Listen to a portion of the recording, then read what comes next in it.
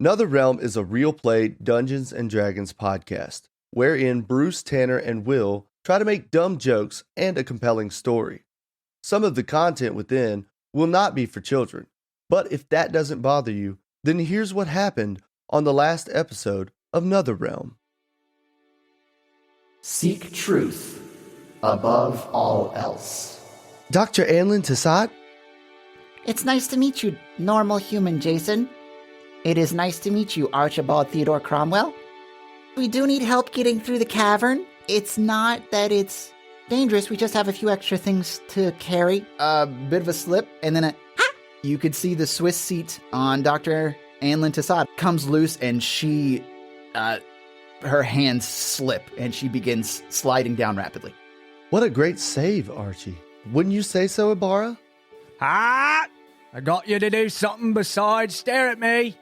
Anlin says, "Welcome to the caverns of Op." And what you see is this thing with this beaked maw surrounded by 4 tentacles covered in spiny suction cups. It screeches and lurches out at you, just pissed. And next to this thing is a second frickin' Grick.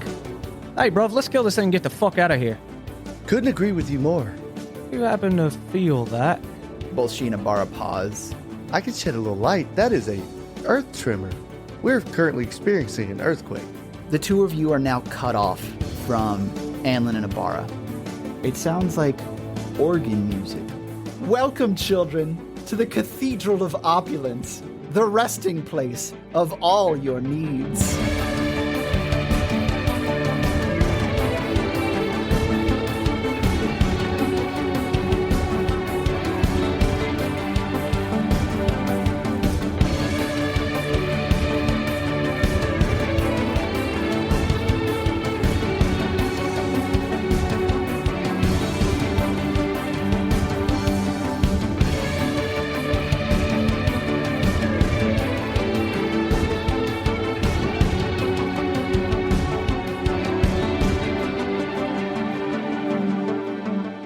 So this man dressed in these very flowy white robes with gold trim, surrounded by this golden aura, has turned to you and shouted, "Welcome, children, to the Cathedral of Opulence, the resting place of all your needs." As you look up at this guy, he has very sharp features. He is beautiful, but he does look human, and probably in his mid-30s, if you had to place it.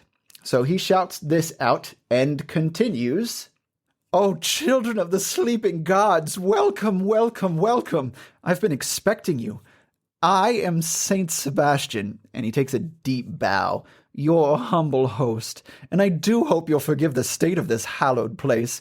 We haven't had anyone clean the halls in, at least 2 centuries. I look at yeah. Oh, Exactly. I guess we look at each other. We look at each other. I say, "Is this normal?" Far from it, actually. I'll let you do the talking this time. Now, I don't think that'll be a very good idea, bruv. Okay. Hello, I am 6. Oh, yes, I know who you are, 6. How do you know that? I am a knower of great many things you'll find as... I don't think knower is a word. Well, anything's a word if you use it, friend. Maybe it is a word if you use it. That is the most truth I've heard today. This is my friend, Archibald Theodore Cromwell. Hello there. We're headed to the Leylen Ruins to find stuff. Yes, and along your journey, I'm so happy that you've made a stop here. It is so serendipitous that you're here now and not here later. The sooner that everything happens, the better.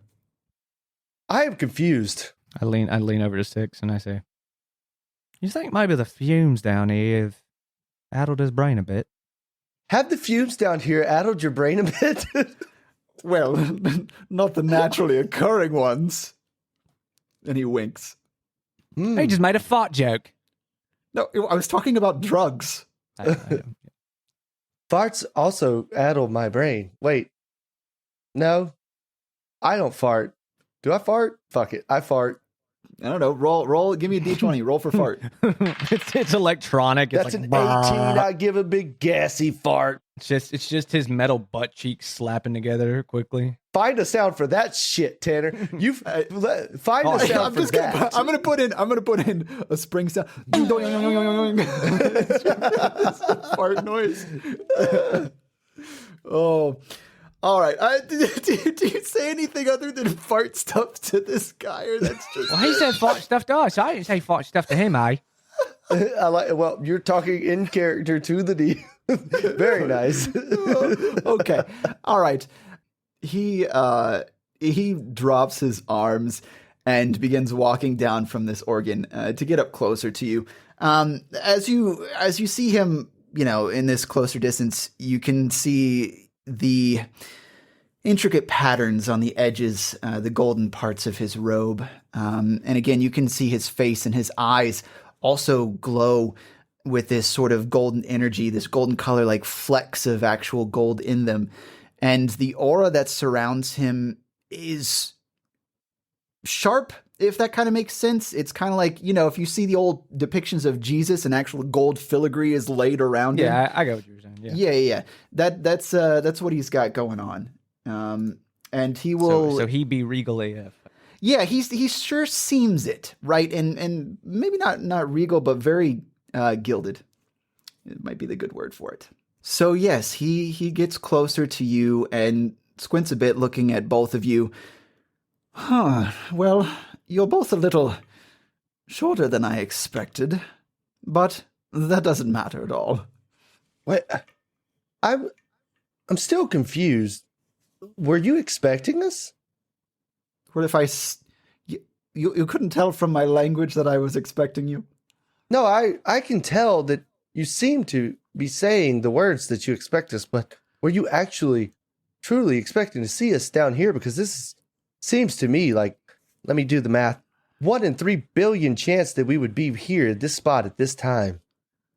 Yes, but the chance did happen. And as the guild sway of it is for me to know these things. And that sort of static. On. All right. Excuse me? Yeah. What did you just say?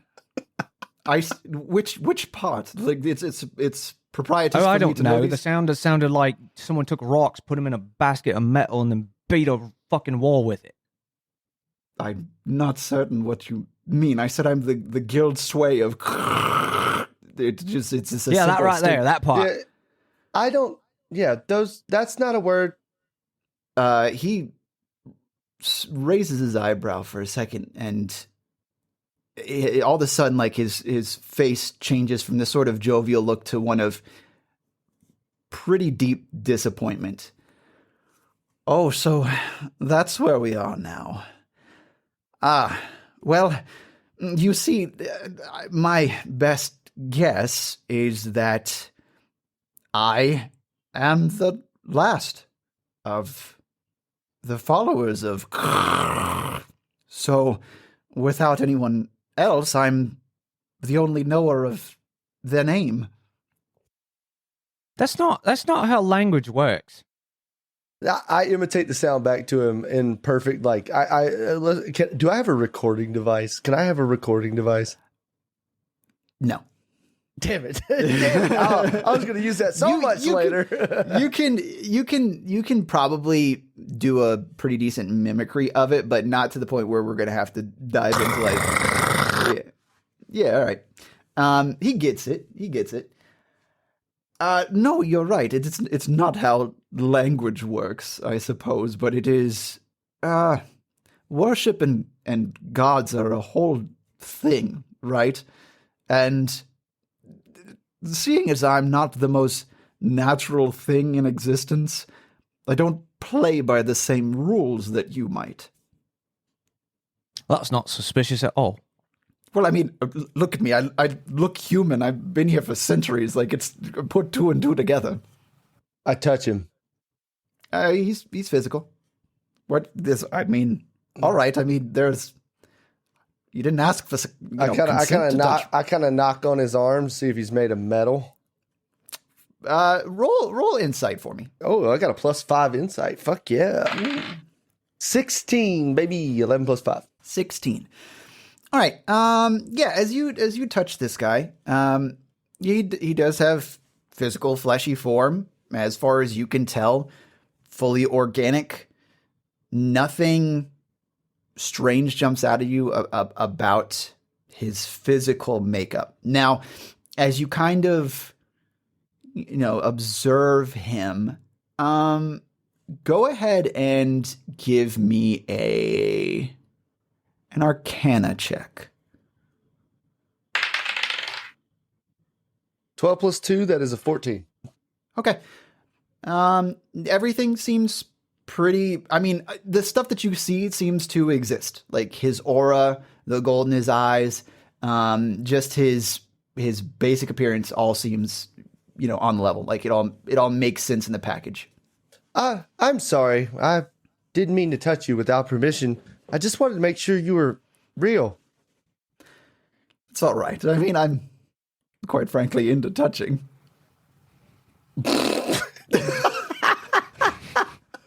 Fuck. No.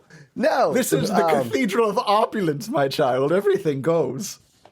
Okay, so once again, with consent, all right? But, I'm not offended. I touch him again. All right, once again, you didn't... I mean, I guess I did say... You know what? I think we're past that. Hi. Welcome. I reach out a hand for a handshake. He will shake your hand.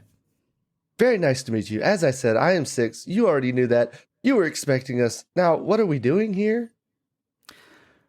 Well, I surmise you are trying to get beneath the giant crevasse in the land, and you've made your way here, yes? Yes. Okay. So, that's step 1, getting you through here, and I am here to help. Almost. He seems legit. We need help. We are stuck. I am too legit to quit, in fact. Jesus Christ. All right. I'm going to go back now. I no longer want to associate with this gentleman here. Look. Okay.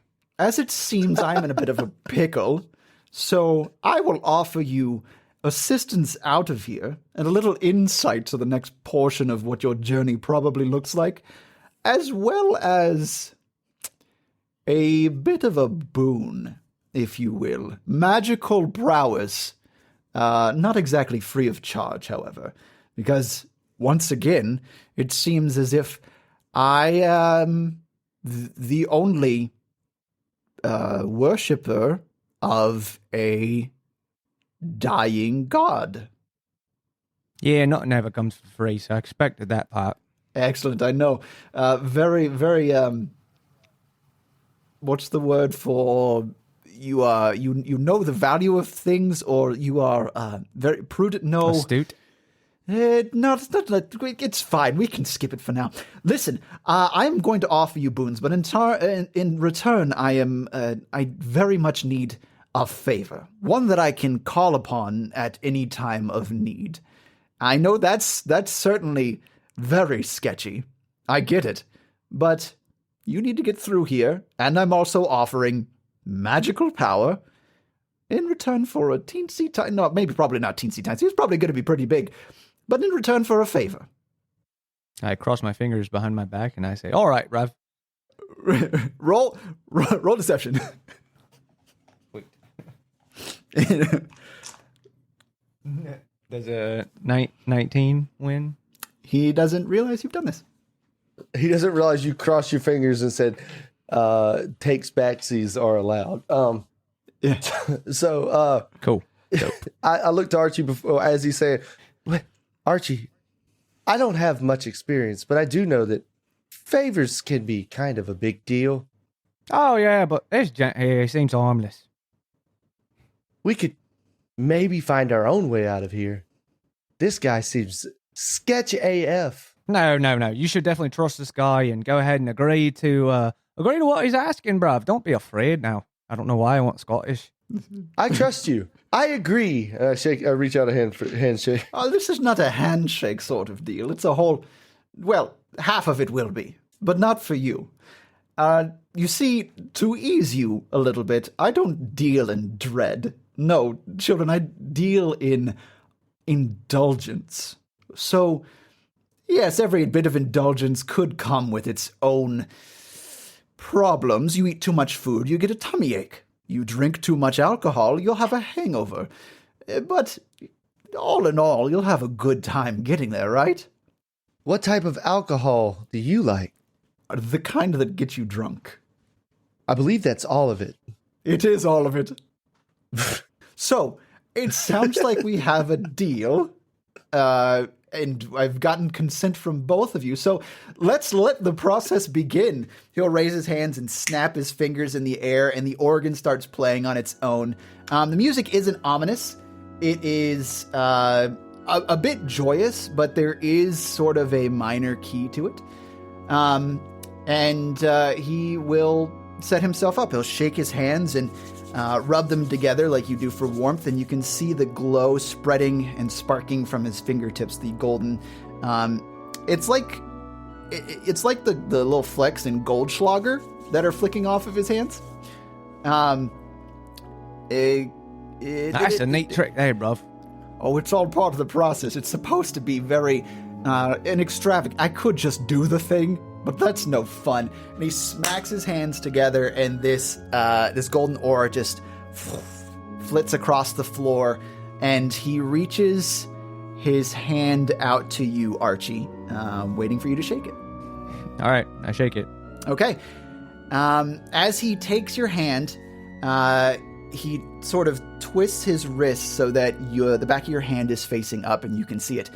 And you start to feel this slight pain. It's not unbearable in the back of your hand. And you can see this... Oh, that feels about like my wolf tattoo on my neck, eh? Oh, it's funny that you say that. And as he says that, you can kind of see this sort of golden tattoo form on the back of your hand of a crescent moon. And he says to you, I bestow upon you the curse of Our Lady Allura, Empress of the Night Sky. May the light that flows from her pale visage guide your rage. And then the tattoo fully Hold forms. on 1 second. Did he say curse? Did you hear that? He said curse. Curse? Okay, He said sorry. curse, bruv. Sorry. To be entirely transparent, the gifts I bestow are very, very cursed. But indeed, they are Whoa. great boons. Wait. They are great boons derived from the quiet longings of your soul. So I suppose the true question is, are you not cursed before their bestowal? That's pretty true. No, you cursed me. I did, but you'll find it very, very, very, very valuable. I promise. It's part of the words and the flavoring. It's just like... I guess I can't say trust me because I did just say curse and I cursed you. But you're in it now. That's permanent. All right, fine. I don't like it, but I'll go along with it. Look, after our deal is done, after I call in my favor, you can choose to keep these boons or you can choose to let them go. That's up to you. Like I said, I don't like it, but I'll go along with it. Excellent. And then he comes to you, Six, and instead of extending his hand for a handshake, he reaches out and places his hands on either sides of your face and pulls you in and kisses your cheek. As he does this, you hear... Mwah. Yeah. As he does this, you hear... And a small crack appears in the top corner of your mask, and it fills with gold. So now is this that's dope, actually. this gold line crack at the top of your mask. He says... I look at my hands and I don't see anything. This one is not hand-driven. Your mask, actually, is going to... is the thing. I gotta put something I try else to in take here. off my mask and look at it. You can't. Huh. Wait. Is this now my face? Let me finish first. I bestow upon you the curse of Cedric, the confluence of conversation. May the effort of their unending chorus drip from your vocal mechanisms. I mean, it's not, I mean, it is, I guess technically it is your face because the curse means it's unremovable, so it kind of wouldn't make sense just to give you a removable mask that you could just say, hey, fuck this, and then toss it away, so. Father Dale will be happy. It's now a permanent fixture on my face. So what I'm going to ask both of you now is after that has been said, what do those things mean to you or to your character? Because I want this to sort of be a building block for things that evolve in the future. Now you can, so these things that I've said in this do exist within the world. So you can roll some insight or anything like that, or history to figure out what, like, who those people are. Okay. Yes, the two things that Archie is terrible at. Can I roll insight for him? Yeah, because you heard it, so that would be fine. Okay. I roll insight for both of them, and I rolled a 23. So it wouldn't be insight because they're not physically here. Okay, so history is a 20 then. Okay, all right. So you're rolling, which was that roll for? Let's say that was for Bruce's. So the Elora you do know is the moon. The moon of this planet, Yaset, is Elora. And on Elora, there is a giant tree. That really doesn't help you out. It just exists there. So Our Lady Elora is the moon. Yeah, to me, it just seems kind of like, I mean, it's very descriptive of Archie. I mean, he's essentially a denizen of the night. He's a criminal. He did, bad things where he was not wanting to be seen. He's a professional thief. He's a professional burglar. I mean, it just fits perfectly. But it's funny that you say that because, like, the moonlight could be a great ally or even a great enemy, depending on what he was trying to do. So I would say that it's very relative to him. But from, like, his point of view, I don't know how that would mean something to him, so I'm not sure. That's the part I'm kind of stuck on. No, that's fine. I think that's a perfect way of looking at it. That's great. I'm down with that. All right, Willis. First of all, let me roll see if I can figure out what Cedric is. Okay. That's a 5 plus 2 for history. 7. Oh, with a 7? Okay. Trying to access your memory banks. It's a little bit difficult to think of certain real world things and historical things that takes place. Well, I did bonk him on the head a lot. So yeah, you did. Yeah. So just being able to come up with the moon was for that. Oh yeah, just being able to come up with the moon is called Elora was a little bit taxing. And as you're trying to think of Cedric, the only thing you can kind of come up with is something to do with, like, fairy tales or bedtime stories. The way it feels to me is that he's not very good at conversations yet. He's trying to get better at them. So with the whole sentence of effort of unending chorus drip from vocal mechanisms, it seems like what the curse is meant to do, or the boon, if you will, is maybe give him some sort of help with his conversational shit. Like, he's the face of out of Archie and Six. Six is doing an awful lot of talking, so I imagine that that's on purpose. Yeah, I probably for a good reason, but still, like, I think Six is just needs some help in that category. So maybe that's what this is designed to do. Don't know. That's my best guess. So from these new golden, not afflictions, but physical reminders of your agreement. Newfound curse. Yeah. The one that I technically did not agree to, and he still gifted me. So he shook his hand. You shook his hand. Shook his hand. Sorry, dog. You agreed. Fingers were crossed, bro. He didn't really care about the fingers crossing. He didn't know. I think a tattoo trumps fingers crossing. Fingers crossed, bro. I crossed my fingers though. Fingers crossed, bro. When you let go, you can see on the palm of your hand. He says, "No takes backsies." No take backsies.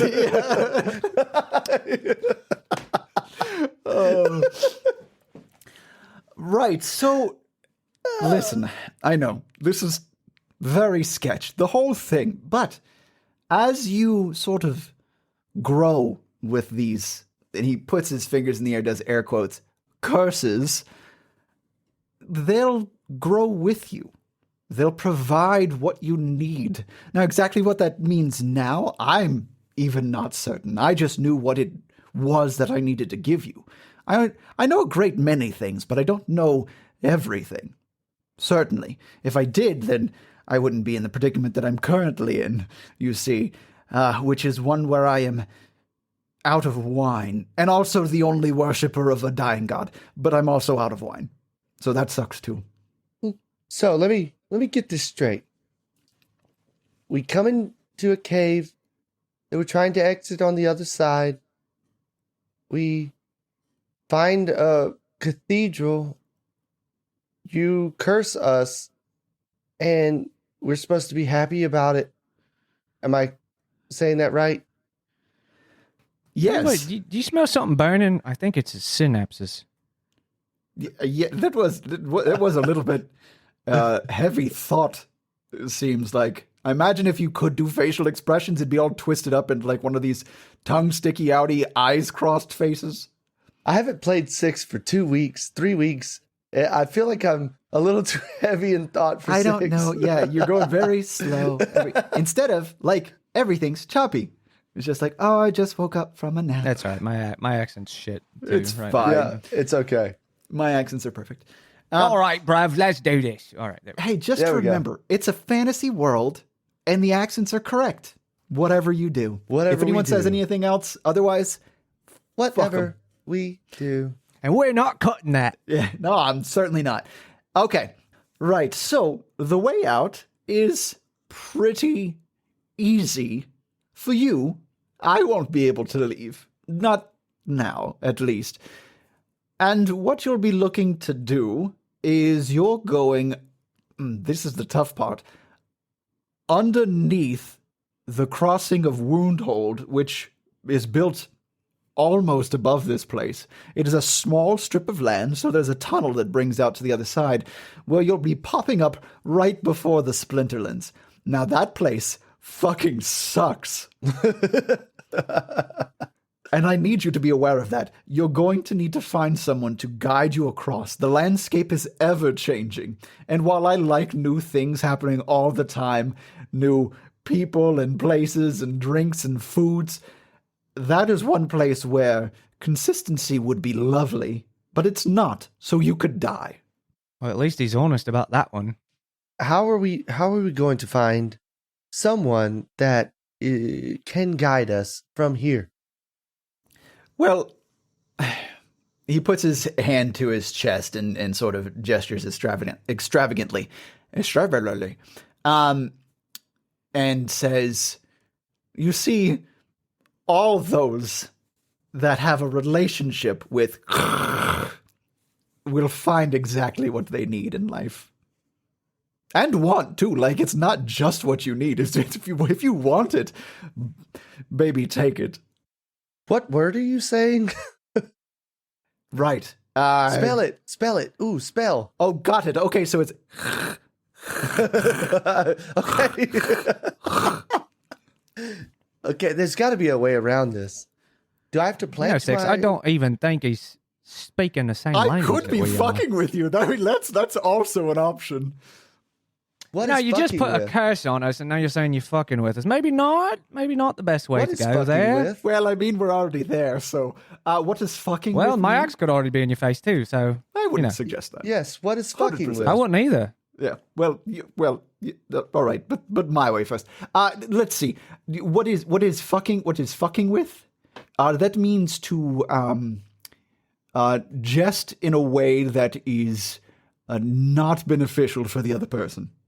Oh, Right, if I fuck with you, that means I am trying to pull one over on you for my pure enjoyment.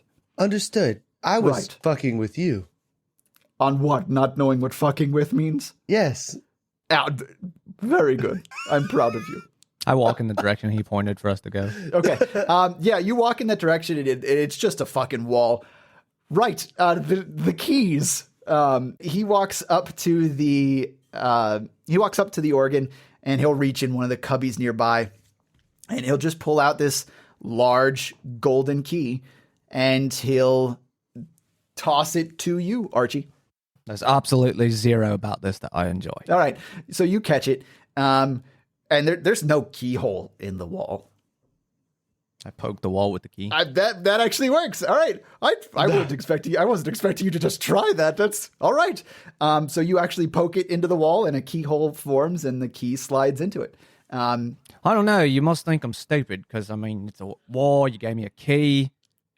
It's probably to the wall, since the wall is in the way of the direction that we need to go. I mean, that's certainly a critical. I don't think you're dumb. You're using critical thinking to the best of your ability, which is fantastic. I love it. I mean, if I have to call on someone for a favor, it might as well be someone who is intelligent and knows their way around magical wall keys.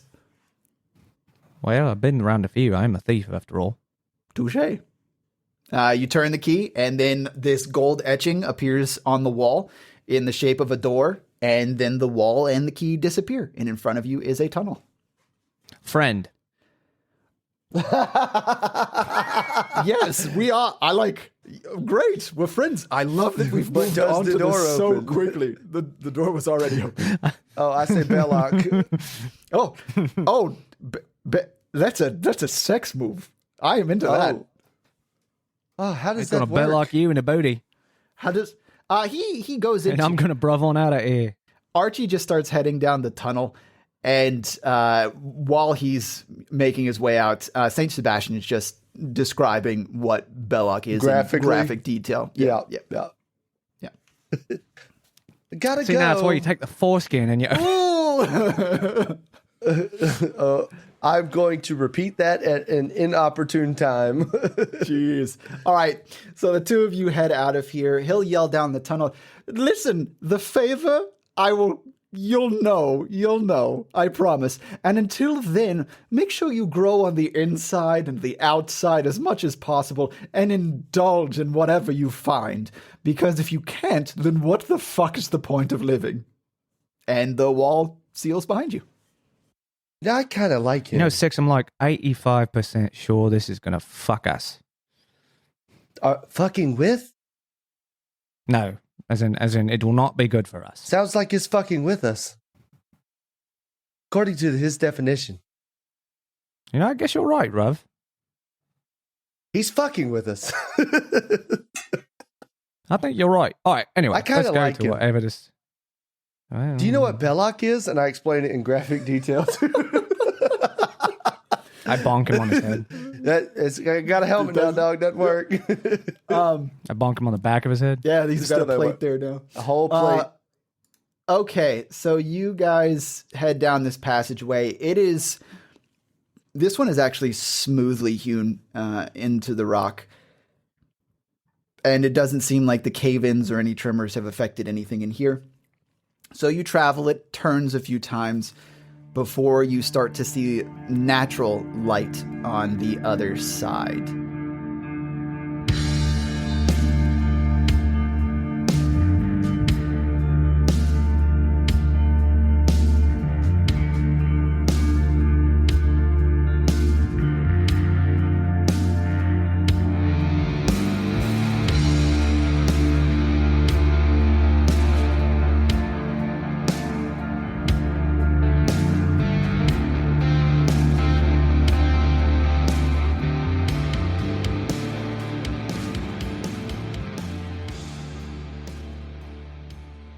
Hello, dear listener. This is Will, aka the voice of Six.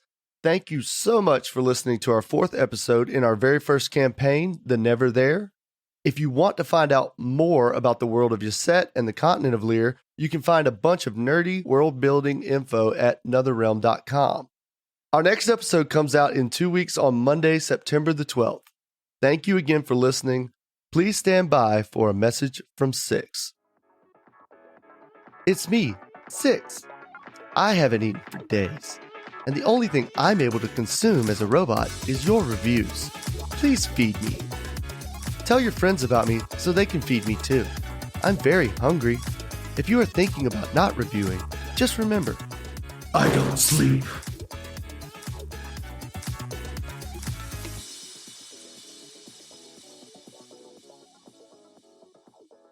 The light that you're seeing coming in is pretty bright. It's about a noonday sun as you breach the end of this tunnel. I cover my eyes because we've been in the darkness for. Oh yeah, it's 6 bright. is not, but Oh my god, it's like stabbing daggers of light in me eyes. I'm not sure what you mean. The dwarf says next to me. Cockney. All right, bruvs. Hey, all right, bruvs. Jeez, that light's bright. There we go. There it is. The light is bright. It's a beautiful sunny day, not a cloud in the sky, and off in the distance, as you come up this hillside, you can look back to the west, and you can see you are indeed on the other side of Woundhold and Woundhold Keep.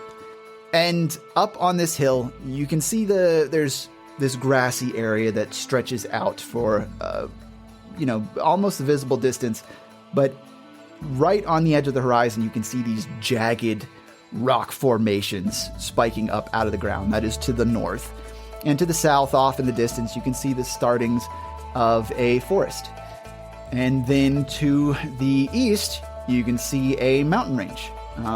Both of you would know, most likely, you would know that this is the Veilbreak Mountains, the first mountain range that you get into on the eastern subcontinent. So you guys have passed over onto the eastern subcontinent.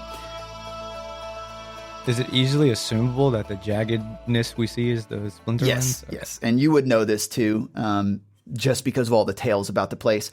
The bits that you do know, without having to think about it or know any history or do any rolls, is that the Splinterlands are, like Sebastian said, ever-changing. They are shifting tectonically, and the jagged spikes will just come and split each other without any notice. Okay, so it's not a magic thing. It's actual tectonic It's actual activity. tectonic activity, yes. Yeah.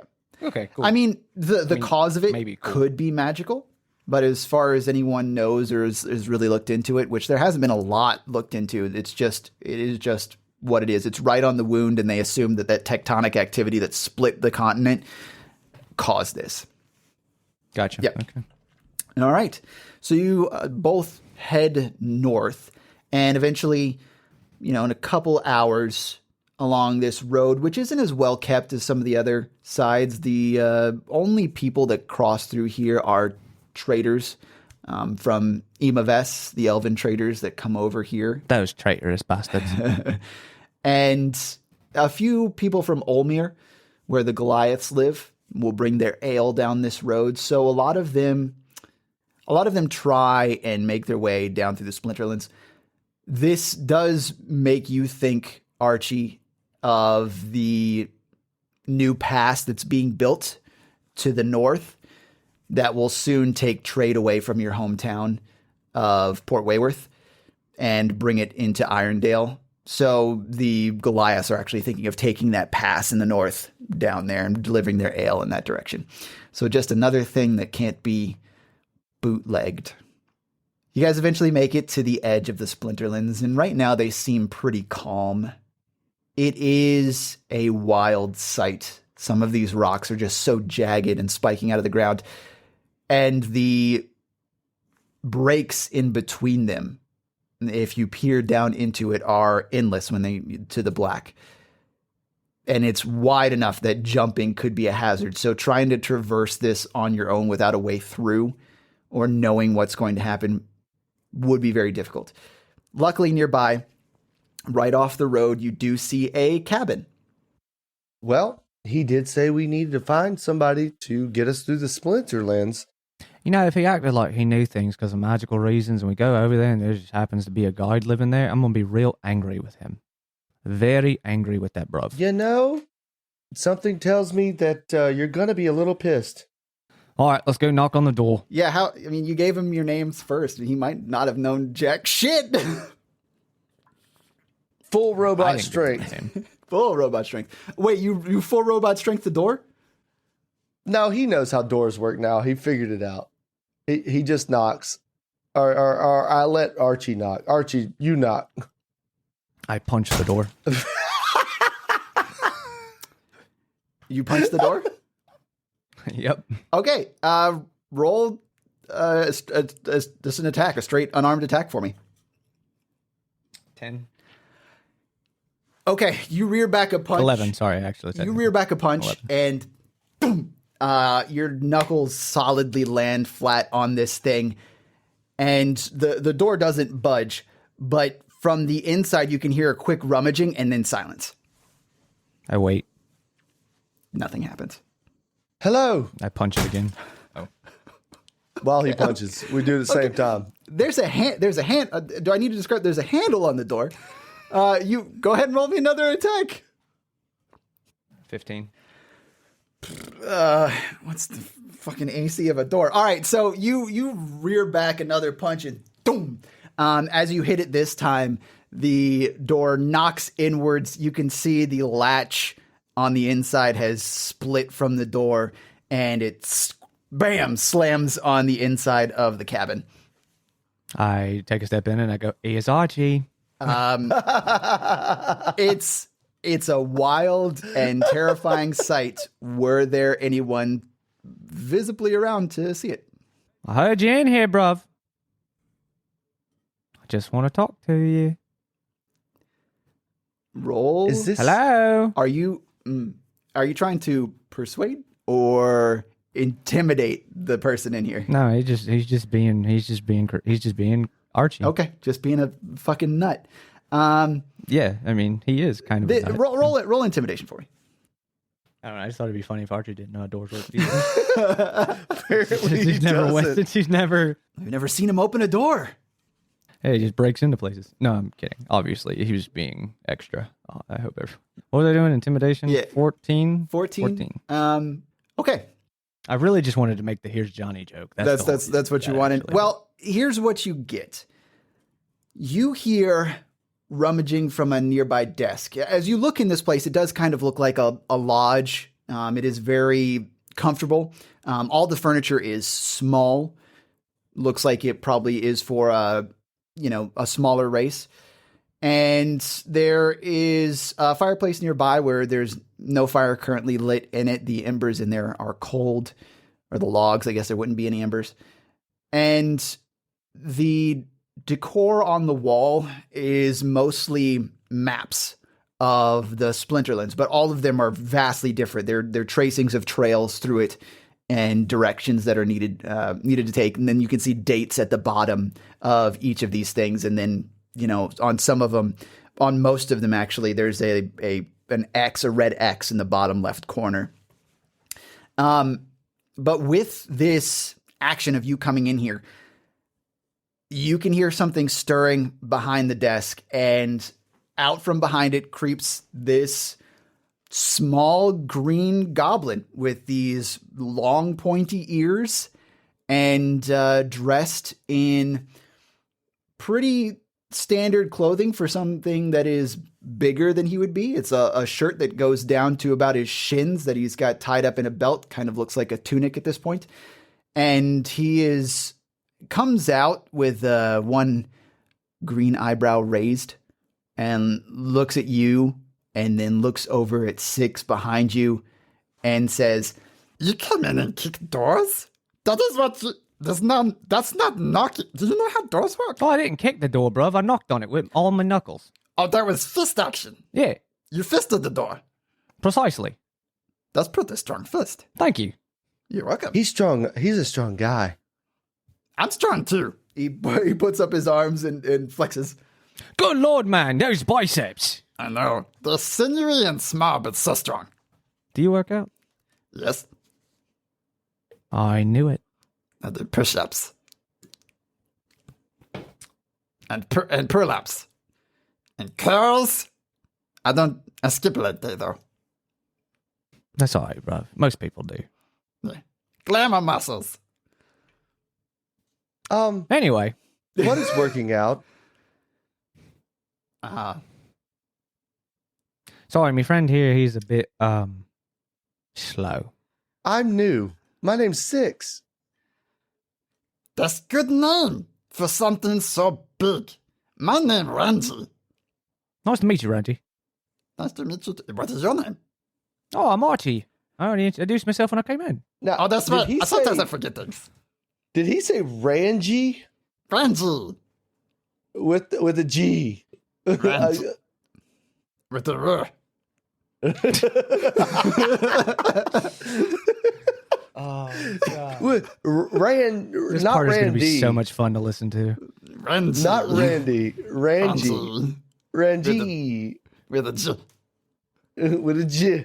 Okay, all right. Ranji. I think Tanner's enjoying this a little too much. I too. love Randy so fucking much, dude. Oh, okay. Well, Ranji, we're hoping to find somebody to guide us through this Splinterlands Oh, to. that's me. I'm Pathmaster. How pissed are you, Bruce? What? No, I think this is hilarious. No, not Bruce. Sorry, I meant Oh. Archie. I knew it. I knew it. I knew we'd find a goblin here. Oh, well, that's fantastic news. Apparently, a good map maker too. He looks up at the maps, and he pauses for a moment. Oh, yeah, me make those. Yeah. Ranji make maps. Ah, so you're a Insight roll? cartographer. What? Insight? Yeah. Go for it. Well, all right, bruv. You must be a real fantastic map maker, then, eh? Oh, yes, very, very steady hands required to make map. That's good to know. You get to take calligraphy. Yeah, whatever that is. It's I rolled a fancy 1, writing. so I'm just like, I'm You rolled a 1? yeah, this Oh, goblin's buddy. the smartest fucking goblin I've ever met in my Oh, life. man, you think this guy could cartograph the freaking known world? All right, well, let's go then. Do you think I'm gonna take you to the path for free? Well, Yeah? we're specifically looking for the Leylen Ruins. Oh yeah, I can get you there. They're right up on the thing that splits the land. You know, that right goes, up on the goes- land. It go up and down, and if you jump in it, you die. Hole. No, that's like small thing. I'm talking about thing that's like whole land, all the land. They're right nearby. Oh, do you mean the wound? Yeah. But I mean, what is that is proper noun? I mean, like common noun for the thing. God. Long. Canyon? That's the one. Canyon. Yes. We're in good hands here, Six. I bet you we are. Yes. I have the same feeling. I'm best at taking everybody through the what is the name of it? Like small tree ouchie and tip of finger. Splinter? Sprinter. Yeah, Splinterlands. I've been so good at taking you through Splinterlands. All right, then, bruv, what's your price? He takes a moment to think. You can see his tongue kind of lolls out of his mouth, and he raises his eyes up in the air. He starts counting on his little knobby, gobby fingers, and he comes up with And 2 duck. All right, I can get you 2 duck. As in the animal. No, not the animal. Like the money. 2 duck. You would know history. So Eider is duck down. Duck Hyder's down. duck down. Yeah. Oh, fun little history lesson. Okay, cool. My world building stuff. I can actually pop up with it. So, this country's economic system is based on what it used to cost to buy duck down in the north. So they used to do trades of goods, and duck down is called eider from a specific duck. And they would say, all right, that is worth this much eider because that was their primary trade and export. So that's just what they started calling the currency. So how much is eider and duck? It is 1 eider per duck at this point. Oh, okay, all right, cool. Yeah, or 1 eider per group of down. Yeah. I don't know, man. There's another goblin up the way. He's willing to do it for 1. Okay. All right. Roll deception for me. 5. That's what. Yeah. An 11.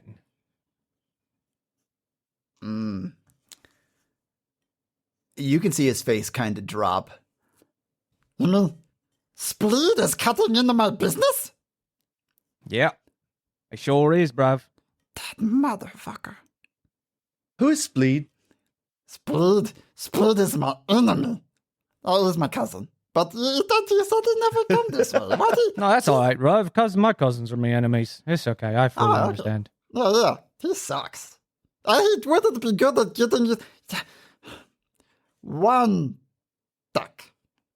All right. I flip him a coin. He will attempt to catch it and does not. It slips through his knobby long fingers and falls to the floor. It almost slips through a crack in the boards, but he grabs it quick enough. Sorry, bro. I didn't mean to flip that past you like that. I'm good at leading, not catching. That's fair. Sport's not my strong suit. And he'll bite the coin to test it. And he'll just kind of stick it in a little pouch that he has on his belt. That's a nice collection you got there, bro. You don't? Yes. Don't touch. No problem. We won't touch it. Okay. You can trust me. Yes. Good, you've paid. I'll take you across Splinterlands. Yeah. Cool. Please. And one duck for him, too. It's one each. He puts out his hand. I don't know. Once again, Spleed said he'd do it for one total. God damn it, Spleed. Okay, fine. I give him an eider. Okay. All right, we'll call it tip. Yeah, that works for me. Okay. And he starts marching out, just kind of swinging his arms. He looks very happy. And then he pauses for a minute and looks back very quickly into the cabin. Oh, shit. I forgot one thing. And he runs back to the desk, tears open a drawer, and just lets it fall to the floor. And he pulls out this small bag and attaches it to his belt. And he walks back outside. Can I roll a perception check to see if there's any indicators of anybody else being in this cabin at any point? Yeah, you can go ahead. What is I got a 17 on the dice. Oh, okay. Yeah, that'll be enough. No indication of anyone else in here. Okay. Yep. Everything seems fine. Rangy's just a weird fucker. Yeah, Rangy. Did you get what I'm asking? Did you get what I was asking though? Like, Yeah, If you had someone Rangy else was tied up in actually there. the guide. Yeah. no, just like if he just out, or even if he like broke in and everything didn't seem like it was goblin-y in here. Oh, no. With that, no, it doesn't seem like a goblin lodge. Oh, Well, I believe he's the best adventurer in the world. So You do. You believe that, but you do see some discrepancies in the location when you have that perception roll. So that's what you get for that. All right. He starts marching off towards I make the comment to 6. There's some weird stuff in here for goblins, eh? I don't know much about goblins, but he seems nice enough to me. I follow the goblin. Yeah, I guess right. we're following old Rangy. All right, as you guys start walking, you're getting on rockier ground. Rangy's feet are very flat, so they're just slapping against the rock as he's marching forward. And he'll eventually get to the edge to where everything's kind of starting to get very, very difficult to traverse. And he'll start leading you on this path. Not that's been constructed, but one that he's kind of hopping on the shortest distance between things. It is difficult terrain, but it's not impossible for you to follow easily. At least not right now. And as you get further into this segment of land, you can start to see these gaps between everything widen. And you can understand that it would take some skill to constantly navigate this area. And Rangy's doing a damn good job. He's keeping you on a pretty steady path as you're moving forward.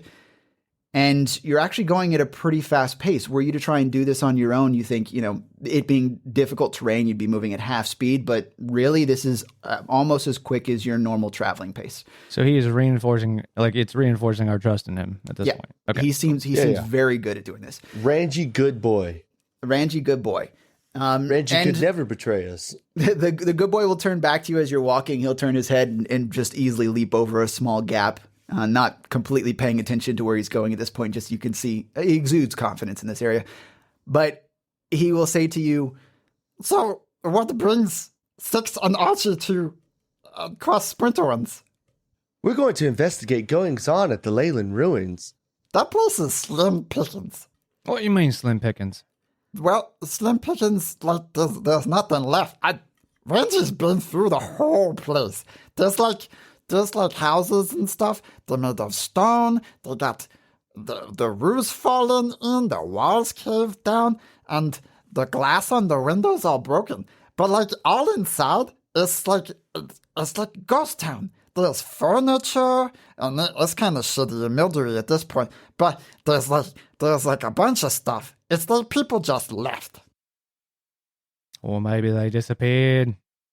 They are called ruins. I don't know. I have no theories, but like I got one theory. So Splinterlands not always here, right? And then someday it just happened, and then the people were like, "Oh, we live too close to this piece of shit, so now we gotta leave." And they just they left. That's a good theory. Yeah. So, if you want to go there, that's fine. It'll take a minute to get there, but we get there before sundown. I think at sundown, it gets a little tough to traverse the jaggies, but it's not so bad right now. I have full faith in you, Ranji. I have full faith in you too, Archie. Let's go! And he'll make a wider leap than you guys have made yet. Eventually, as you guys are moving, you see figures moving up ahead. You'll see 4 figures. One of them is very large. The other 2 are slightly shorter, but still of human height. And then a 4th one is very small, leading the group along. Should we be concerned about those? Huh? Guys? Ranji will look off in the direction you're indicating. No, we take alternate path. They're over to the right. We go to the left much faster. Can we tell who they are? Oh, you're asking me. Yeah. I'm asking you out of game. Give me perception from this distance. 15. What is a 4 plus 5 is a 9. 9. Okay, 15. Yar. Their armor is black. 96. I I even got a tell good that? feeling who that is. No, with a 9, no. I got a good feeling I know who they are, 6. I can't see much from here, Archie. The rocks are blocking my view. Their armor's black, if that tells you anything. Is there anything else you can tell about it? No, a bit too far off for me to tell anything other than its colour. Hey, Ranji, how about we make sure we avoid them and we beat them, eh? Yeah, we don't need to. We go to the left, like I said. We don't need to go close to them. Avoid them completely. We don't need to talk to Fizzin at all. Who is Fizzin? Fizzin? Oh, nobody's Fizzin. I don't know who those guys are. Okay, get us there before them. Yes? Yeah, no extra duck. And he starts making a faster beeline over to the left. You guys are... It's a little bit more treacherous as you're coming in this path. You're having to make a few more jumps. It's not dice rollable. So you guys are just moving along this path. We're expending effort, but Yes. it's not. Yeah, it's not extreme feats at this point. But it certainly is getting more difficult. Ranji will look back and say, Look, it's going to get harder from here. You just got to keep up, and then we'll beat them to the ruins. And don't have to worry about it. However, sad part, everything's kind of, I can feel it. and as he says that, you guys can start feeling a shifting beneath your feet. It's going to be a little bumpy, and we might, confrontation might not be avoidable. Confrontation with what? Those guys. And you could see them now having to come farther to the left as the ground starts to shake. The person in front of them, you can tell at this point, is a gnome who is leading them across and is having to lead them to the left, and you guys are on their left side. I know the problem. It looks like I'm going to have to cut right. And as he says that, this jagged rock spikes up and cuts off the forward path, and he dodges to the right and starts leading you over. You are currently getting closer to who you now can certainly tell are the Blackhold Collective. The Onyx Company is out here. If you can get us there first while avoiding them, I'll give you 2 extra eider. 2 extra duck. Okay. He starts going fast, and between these jagged spikes that are coming up, he darts and weaves in it, but still always, cognizant that you guys are behind him and making sure you have enough space with your larger frames to make your way through.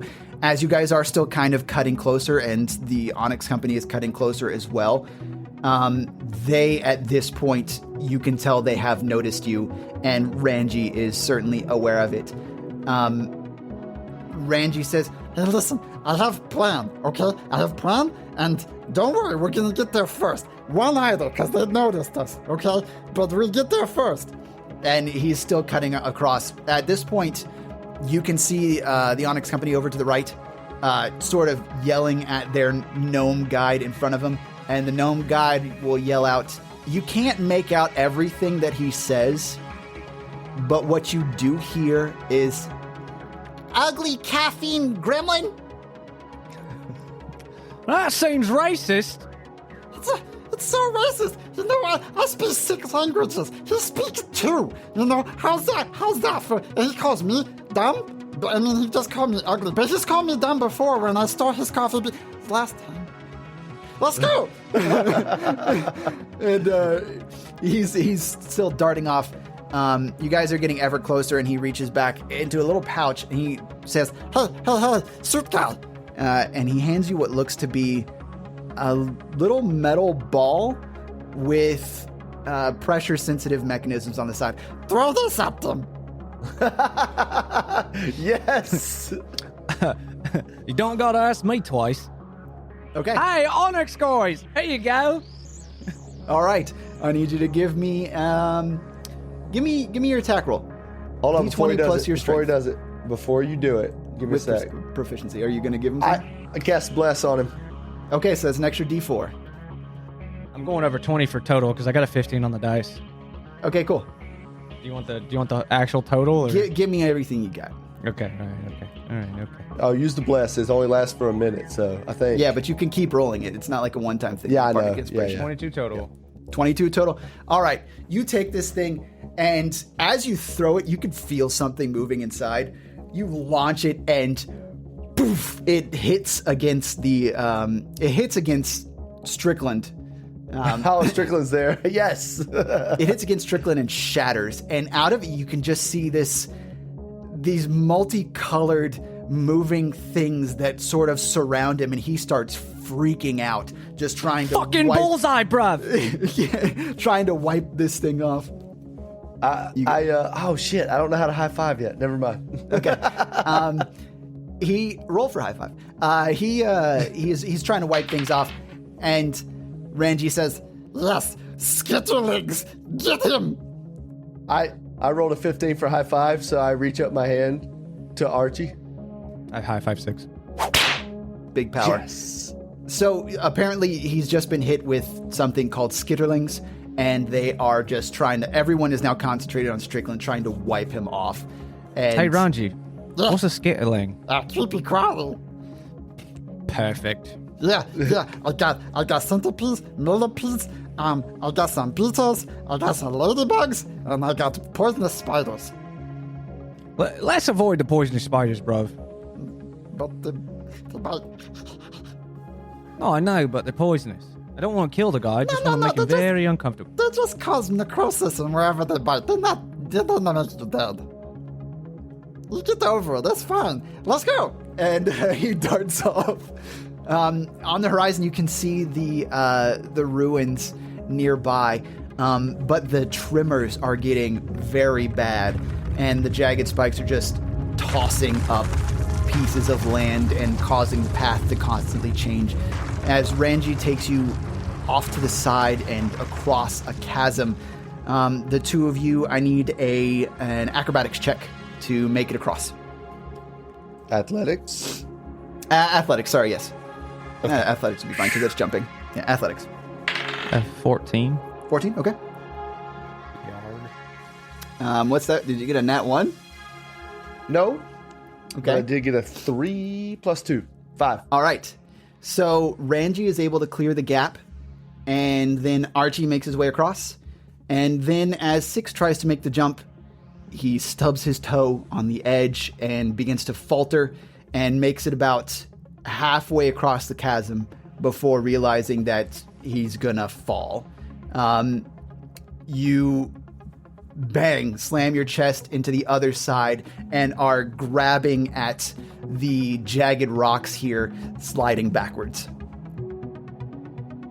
Do I see this? Oh, you can notice. Yeah, you can hear it. You need to turn around and see it. I'm gonna dive for Six's hands. Okay, you dive backwards and you reach out your hand and go ahead and give me athletics because you're diving and try and grab him. 13. Okay, you barely grab onto Six's wrist as his other hand lets go and he dangles over the precipice of this jagged rock. Behind you, the rock that you just jumped from is shifting and moving towards you, threatening to crush you as Archie pulls back and is able to pull you up on the stone. Ranji will look back and say, You got to hurry! You're gonna die! and he's trying to point the way, waiting on the next rock. The two of you are able to get up and once again are following him through all this tectonic madness. Thank you. Thank you, Archie. Just remember, brother, that's twice I saved your life. I owe you doubly. Yes, to that! And Ranji is just bolting off. Oh, shit. Okay, well. I follow him. Okay. All right. Did it bump? Okay. All right. So you guys are getting closer to the ruins off in the distance, and Ranji is able to, at this point, guide you along a path pretty straightforward to a point where you're no longer over the constantly moving rocks behind you, and up ahead where the ruins, there's a kind of edge around them where the ground is more stable and less jagged, and you're able to make it to that side, and Ranji collapses on this segment of land and is just panting, clearly worn out. All right, good job, Ranji. I did it. Ranji, I know you could. you did do it. Best Pathmaster, Fizzin can suck it. I give him 2 either. Thank you. He stuffs it into a little pouch. There's the ruins. They're gonna be, And he looks up at it in this sort of setting sun, this dusk as as it's getting darker. He looks up and a light flicks on in one of the taller buildings off in the distance. it's not empty? Apparently not. Well, I do think we should go investigate. Hey, Ranji, how would you like to make 3 duck? Yes. All right, do me a favor. I want you to stay here. And when the guys who were behind us get out of the rocks, I want you to throw your millipedes and your centipedes on them. I don't have another skittling bomb. And he reaches into his pouch and he pulls out another sort of pressure-sensitive looking bomb, and he twists it in his hand. You can hear as he does, there's a bit of liquid inside. This one is, it's just bomb. I trust him. You want me to throw this Archie, at them? I trust him. You see Archie contemplating. Yes. Well, do me a favor. Don't hit them with it. Just get it real close. Okay, so hit ground, make them fall to death. Got it. Yeah, sure, whatever. He nods and just kind of sits cross-legged, facing the jagged, shifting Splinterlands. You can look back off in a pretty far distance to where they're small and see the Onyx Company is struggling along. Ranji seems to have been true to his word and very good at crossing the Splinter winds.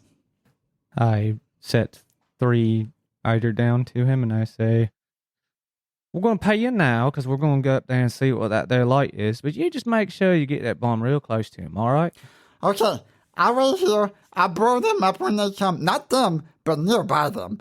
And then, I don't know if we can go back south because that was the largest tremor in like, He thinks for a moment. before Ranji was born. Story is from like 20 years ago. Well, that seems great. If you're into it. I'll tell you what. You blow them up. Well, not them, but the ground near them. Yeah. Then you hide Okay. and wait for us. Okay. And when we figure out what that light is up there, we'll come back and get you, and we'll go north. How about that? Yeah. We go north because south, not happening. And then we can find there's a nice town up there that you can steal really good alcohol from. And the alcohol makes really good bomb. And he shakes his little bomb. You could hear it bubbling in his hand. I'll buy you 3 bombs worth when we make it. Big bomb. All right, Ranji, we'll see you later. Let's go, Six. Bye. All right. And you guys start making your way up to the ruins. As you kind of move through here, you can see the rubble that Ranji was talking about. The buildings are all made of similar stone structures as you could find in Leyland. And they're all finely crafted as far as you can tell, but time and tectonic activity on this side has knocked them down. The roofs are collapsed in on most buildings. There are some that still stand. And as you walk and weave through the once nice cobblestone streets, you can look into these buildings and see there are pieces of furniture left. And, you know, the lives of those who were once here. You currently don't see any evidence of anyone other than in the nearby tower-like structure. It is probably about 3 stories tall, and up in one of the higher windows, you can see a light flickering.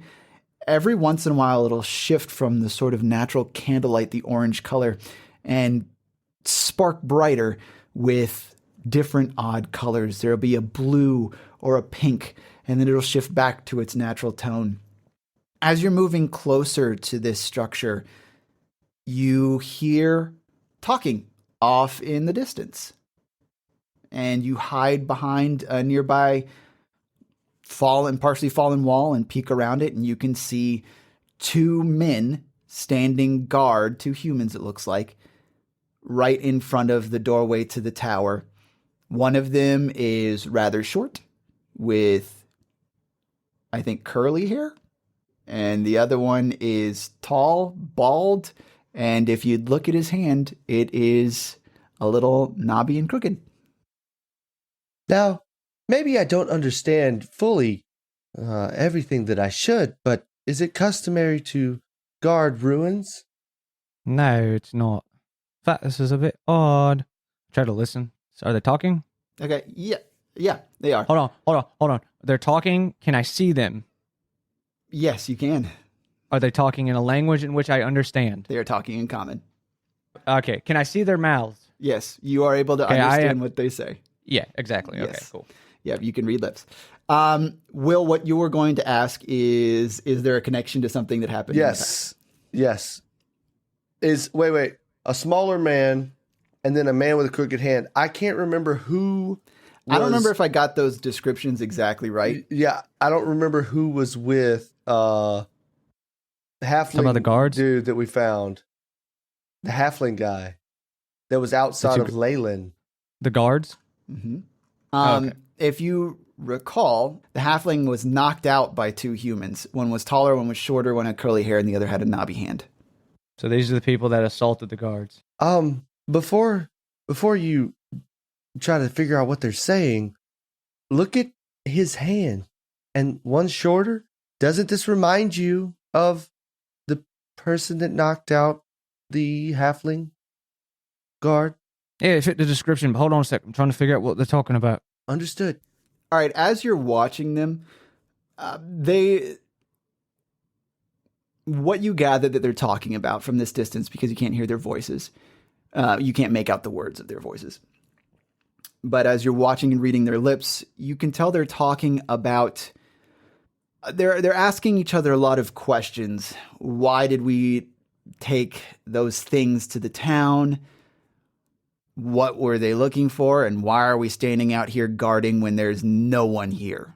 this is boring. And those are all the questions that the short one is asking. The tall one smacks him on the back of the head and says, "We're getting paid, aren't we?" And the short one nods. He'll cross his arm and he'll just sit on a stool nearby, and they'll both go silent and just look off into the distance. Yeah, call me crazy, Six, but I find it kind of odd that the Black Hole Collective was on their way here.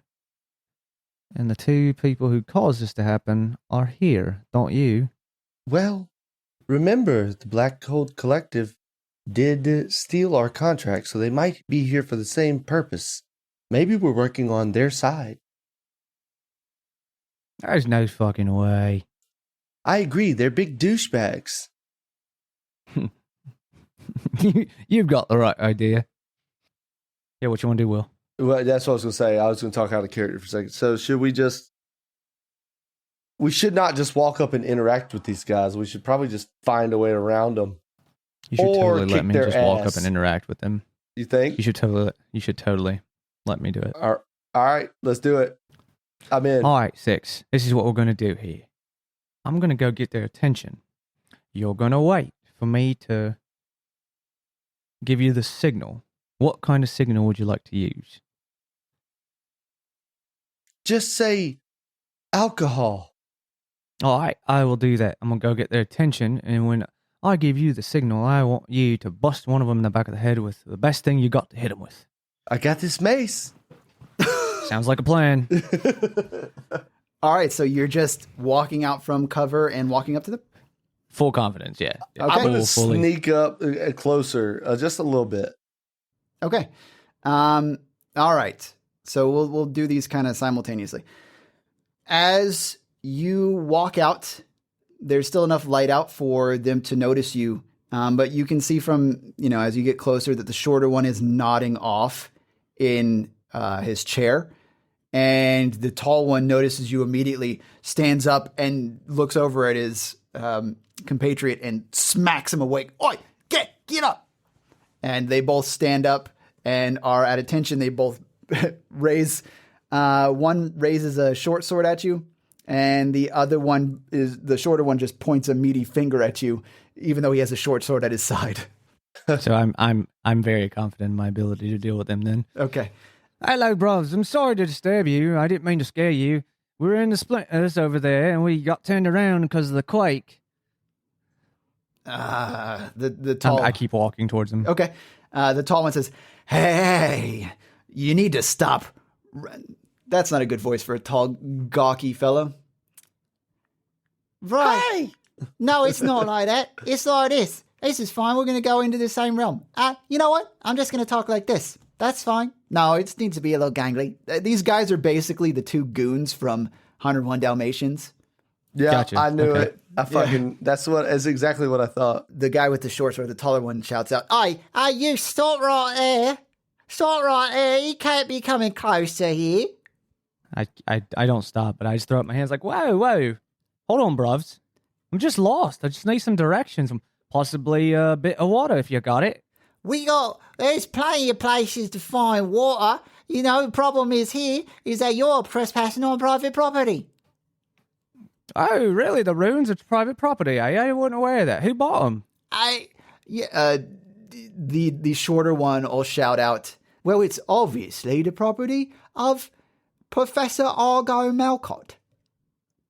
You're not supposed to say that kind. It's nobody owns this particular property that you know of. Don't worry about it. Professor Argo Malcott's someone that he just made up. Well, if nobody owns it, then I can come closer, correct? Nobody of consequence to you. I'm gonna need you to stop right there.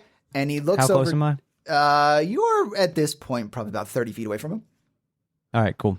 I say, all right, well, how about this then? So I'll come down. I pull out my water skin. And I say, I got a bit of alcohol in here. We'll share it. Donk. I rush up and Okay, actually, give me stealth real quick, 6. If I could ever use a nat 20, it's right here. That's not a nat 20. It's an 8 on dice. Plus your dexterity. Plus what? I feel like he should get this at advantage, though, because I'm definitely distracting them. Yeah, you know what? I'll allow it. Yes. Sweet. Oh, 17 plus Much better. zero. We're good. We're good. Okay.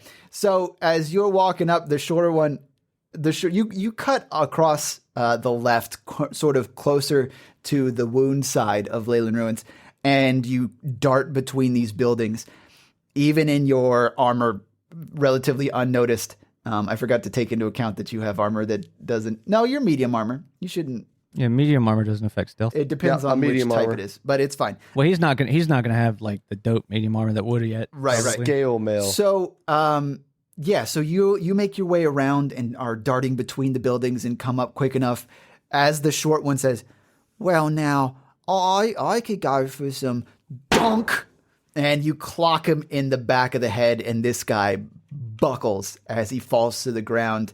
Go ahead and roll a damage die for me. 8 damage. 6 plus 2. Okay. You knock this guy over and he falls to the ground. He is at this point dazed, and the tall one turns over. "Oh, you gonna offer us some alcohol and you come up in this fucker right over here, comes and fucking, he knocks him in there. I got Australian real quick." So when I hear the donk of his mace hit the small guy, I rush the taller guy with my chain mace, and I just hold it forward at him, and I just say, "If you were wise, you'd take your friend here and you'd fuck off." I'm not.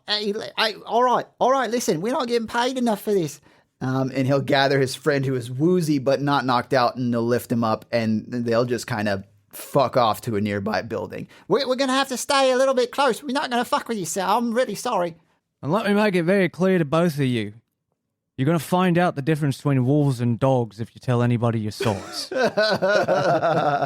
Oh, very good. All right. That was badass. Good job, 6. I high five him. High five. You guys can see nearby here that there are a lot of sort of tools and crates where you can see mechanical stuff, pipes, and other sort of contraptions, springs, some things that you think would be able to build some machinery where someone with enough knowledge to use them. Gotcha. So we may be in the right location, basically. That indicates it to us. All right, cool. Yep. So there's a tower, and that was the only place we saw lights, right? Correct, and you are at the door of it. All right, 6. You ready to go in here and see what the fuck's going on? I say we rush it. I like the way you move, bruv. I kick it. I kick the door open. Let's go, All baby. right, this one, I'm going to set this scene. I'm going to say the two of you rear back your legs and kick it in together. Boom! The door swings open, and you can hear a voice shout from upstairs. What all is this noise? What is this noise that you're making downstairs? Just all this racket keeps me from thinking. All right, what's inside? Some stairs? Yep. So as you kick open this door, you can see inside is much the same as outside. A bunch of crates. There's some displaced furniture moved back into corners in this first floor, but crates of machinery, basically a lot of basic parts to put things together, and then a set of stairs that lead up to the next floor. Okay, I look at 6 and I go, all right, I whispered him, all right, bruv, be quiet and follow me. Okay. I'm glad you said that because I was going to say some nonsense. Do you just say that at top volume? That wasn't No. 6 voice, and it was loud. Not 6. That was not supposed to be in 6 voices or in 6's voice. You're fine. Yeah. Okay, so the two of you, you're stealthing up? No, I'm not stealthing. I'm just not talking. Okay, so you guys start to make your way up, and this male voice from upstairs, you can hear him grumbling as you approach. You reach the second floor, and again, just filled with a bunch of machinery, but here you can see there are some jars that seem to have some organic-looking material inside them. They're relatively small inside this kind of blue goop, which looks familiar to you, 6, and, well, to you, Archie, because of the combat in Leyland. Gotcha. That makes 6 stop. Wait. I want to investigate one of those jars. Okay. Is there more stairs on this floor, or is this... There's one more set of stairs leading up. Okay, I'm going to watch that set of stairs while he's looking around. I'm gonna specifically use.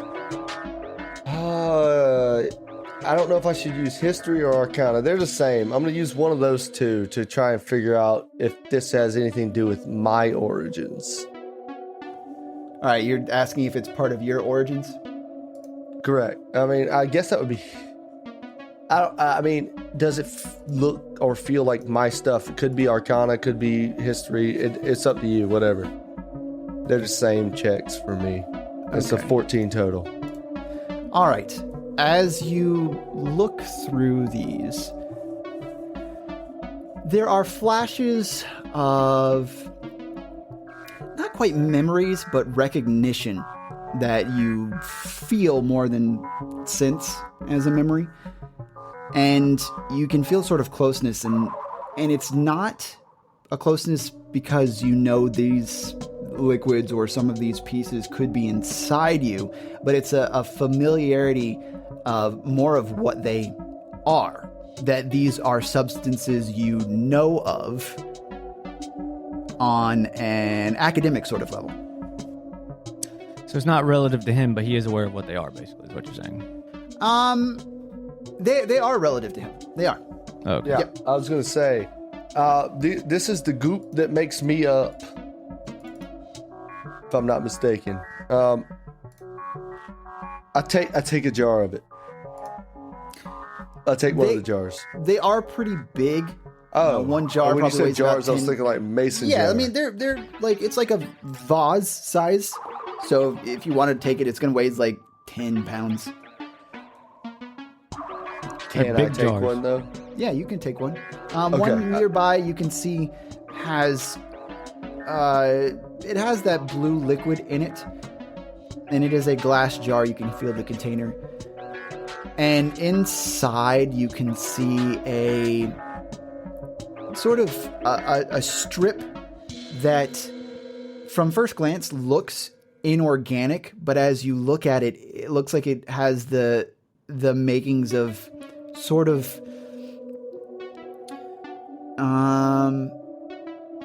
created organic material. So it is lattice work that looks artificial, but it looks to be made of organic material. It's like somebody 3D printed flesh is what he's trying to say. Yeah, kind of, yeah.